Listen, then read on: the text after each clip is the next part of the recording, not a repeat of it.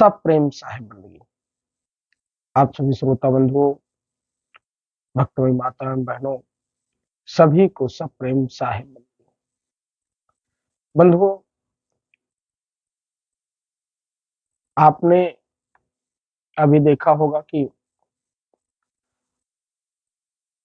महाकुंभ में लोग जाकर अपने पाप को धोने का काम करते हैं। ऐसा मानते हैं कि वह महाकुंभ में या गंगा स्नान करके या त्रिवेणी में स्नान करके उनका पाप जो है वह कम हो जाएगा या पाप खत्म हो जाएगा। इस प्रकार से मान्यता है उनकी। करोड़ों करोड़ों लोग गंगा स्नान करने के आज भी लोग कर रहे हैं, लेकिन क्या वह अपने तन को तो धो ले रहे हैं, क्या वो अपने मन को धो पाते हैं? मन के अंदर के मैल को उन्होंने कभी धोया या सिर्फ तन को धुलकर सोच रहे हैं कि उनका जीवन उनके द्वारा किए गए पापों को वह गंगा मैया नष्ट कर देंगे? जरा सोचिए, आपने सुना होगा भीष्म पितामह के बारे में। भीष्म पितामह कहा जाता है कि गंगा पुत्र। यह प्रमाणित है या लिखा गया कि भीष्म पितामह गंगा पुत्र थे। और उन भीष्म पितामह की क्या हालत हुई? वो 12 दिन बाणों की सैया पर लेटे हुए थे और तड़प तड़प कर उनको अपने प्राण त्यागने पड़े। इनके विषय में एक छोटी सी घटना है। मानना यह है कि जब भीष्म पितामह या नहीं थे, जब इनका बहुत साल मतलब कितने जन्मों के पहले की बात रही होगी, या रथ से जा रहे थे, किसी रास्ते में सांप पड़ता है तो उसको बाणों से मारते हैं, उसे उठाकर फेंक देते हैं। कहीं बबूल का पेड़ रहता है, उस पेड़ पर जाकर वह सांप लटक जाता है और उसको कांटे चुभ जाते हैं। सोचिए, कई वर्षों का पाप वह कई वर्षों का पाप जब भीष्म पितामह को भोगना पड़ा, उस गंगा पुत्र को भोगना पड़ा, तो क्या आपके द्वारा किए गए कार्य वह धुल जाएंगे? नहीं, कर्म आपने जो किया है उसे भोगना पड़ेगा।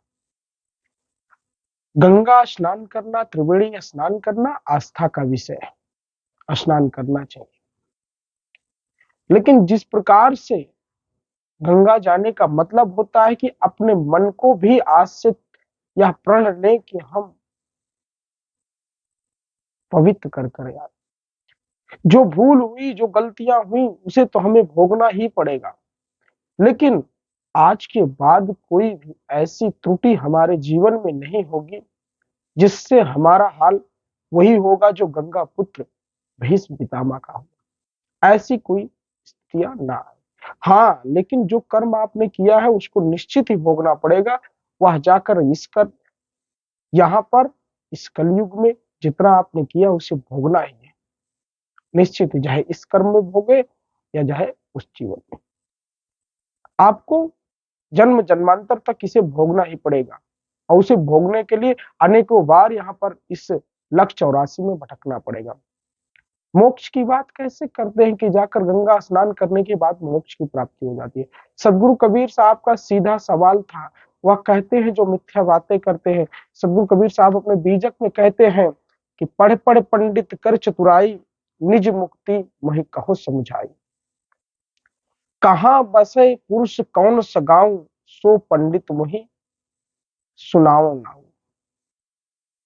और 4 वेद ब्रह्मो जिन ठाना, मुक्ति का मर्म उन्हु नहीं जाना। दान पुण्य उन बहुत बखाना, अपने मरण की खबर न जाना। एक नाम है अगम गंभीरा, तहवा अस्थिर दास कबीरा। सदगुरु कबीर साहब कहते हैं, जो ज्ञानी पंडित होते हैं, जो लोग वाँचते हैं, जो कहते हैं ना उनको बहुत ज्ञान है, वह बता देते हैं कैसे आपको मुक्ति मिलेगी, वह बता देते हैं कैसे आपको किस प्रकार से धर्म और कर्म का काम करना होता है। सदगुरु कबीर साहब उन्हीं से सवाल पूछते हैं कि शास्त्रों के जानकार लोग बताइए ना, जो पढ़ पढ़ कर अपने आप को बहुत बड़े चतुर शयान लगते हैं, या सदगुरु कबीर साहब पूछते हैं, या उनकी वाणी है, बीजक में लिखी गई है, मुझे भी कैसे प्राप्त हो। सदगुरु कबीर साहब कहते हैं, ऐसे जाते हैं पंडितों से पूछते, जो ज्ञानी होते हैं उनसे पूछते हैं कि अगर आपको पता है तो मुझे भी बताइए ना कि मुक्ति किस प्रकार से प्राप्ति होगी। बड़ी अचरज की बात है। और वह पूछते हैं, मुझे भी समझाकर बताओ। हे पंडितों, हे ज्ञानी, काजी मुल्ला सबको कहते हैं, किसी को नहीं छोड़ते कि ईश्वर या ब्रह्म किस लोक में निवास करता है। वह ईश्वर, वह परम पिता किस लोक में निवास करता है, आपको ज्ञात है उसके विषय में या नहीं? उसे मुझे भी बताओ, मैं भी जान सकूं। सदगुरु कबीर साहब कहते हैं, उनका स्थान मुझे भी तो बताओ। जिन ब्रह्मा जी ने चारों वेदों को खूब प्रचार किया, जिन्होंने बनाया, परंतु मुक्ति का जो ज्ञान होता है, मुक्ति पाने का क्या रहस्य है, सदगुरु कबीर साहब कहते उनको भी नहीं पता, उन्हें भी यह नहीं मालूम। उन्होंने भी दान पुण्य आदि के बहुत बढ़ा चढ़ा कर वर्णन किया। ब्राह्मणों को ही पृथ्वी का देवता बना बताया जाता है, परंतु अपनी मृत्यु का पता उन्हें भी नहीं पता। जैसे बहुत सारे ज्ञातक होते हैं ना, वह बता देते हैं कि इस प्रकार से चलना है, नहीं आपकी मृत्यु हो जाएगी, फला फला दिन आपको ऐसा करना है, नहीं आपके ऊपर साढ़े साथी सवा साथी कौन सी साथी चलती है। कुछ लोग ऐसा कहते हैं ना कि आप नहीं निकलना, नहीं इस दिन आपकी मृत्यु निश्चित है। वह मृत्यु का लेखा जोखा बताने वाले ब्राह्मण ज्ञानी, ब्राह्मण पंडित जो अपने को ज्ञानी बताते हैं, वह उन्हें भी नहीं पता रहता कि उनको किस दिन उनकी मृत्यु है। तो आपको क्या समझाएंगे वो? आगे सदगुरु कबीर साहब कहते हैं, लोग पूजा पाठ आदि करते हैं, लेकिन क्या उस नाम को जान पाते हैं? है? उस नाम को जान पाते हैं? क्योंकि एक नाम बहुत गंभीर है। क्यों? वह नाम कोई समझ ही नहीं पाता। सदगुरु कबीर साहब कहते, ओम आदि किसी का एक नाम को ही अगम एवं गंभीर मानकर उसी में रमने का प्रयत्न करते हैं, परंतु स्थिर प्राप्त नहीं होता, उनका मन स्थिर नहीं होता। भगवान का नाम लेते हैं, लेकिन उनके मन में, उनका मन संतुष्ट नहीं होता। कहते ना, आज इनकी पूजा कर ली, चलो कल उस भगवान की पूजा कर लेंगे। आज मंगलवार है, उस भगवान की पूजा कर लेंगे। आज बुधवार है, उस भगवान की पूजा कर लेंगे। आज गुरुवार है, उस भगवान की पूजा कर लेंगे। मतलब उनका मन स्थिर नहीं रहता, उनको भरोसा नहीं है जिनकी वो आराधना कर रहे कि वाह उनके लिए सही। उन्हें तो प्रतिदिन अलग अलग भगवान चाहिए। क्यों भाई? आपको भरोसा नहीं है? जब आप मानते हैं कि परम पिता परमेश्वर एक है, भगवान एक है, सभी की जो शाखाएं हैं वह एक है, तो क्यों नहीं आप परेशान होते हैं इस तरीके से? मतलब कि आपकी विचारधारा है कि हर दिन मैं कहीं जाऊंगा तो उनकी पूजा करूंगा, इस दिन उनकी पूजा करूंगा, इस दिन उनकी पूजा करूंगा। उस सत्य को कोई समझ नहीं पाता। सदगुरु कबीर साहब कहते हैं, चूंटी जहां न चढ़ सके, राई न ठहराए, आवागमन के गम नहीं, तहां सपनो जग जाए।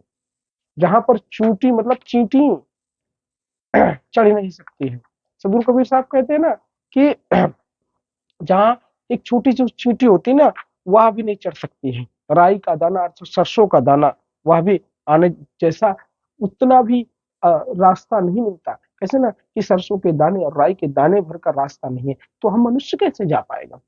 है ना? जहां आदमी भारी बोझ लेकर जाता है, अपने पाप कर्मों का बोझ लेके जाता ही है ना, और जब वो जाता है तो क्या चाहता है कि उसे मोक्ष की प्राप्ति हो। किस प्रकार से उसे मोक्ष की प्राप्ति हो?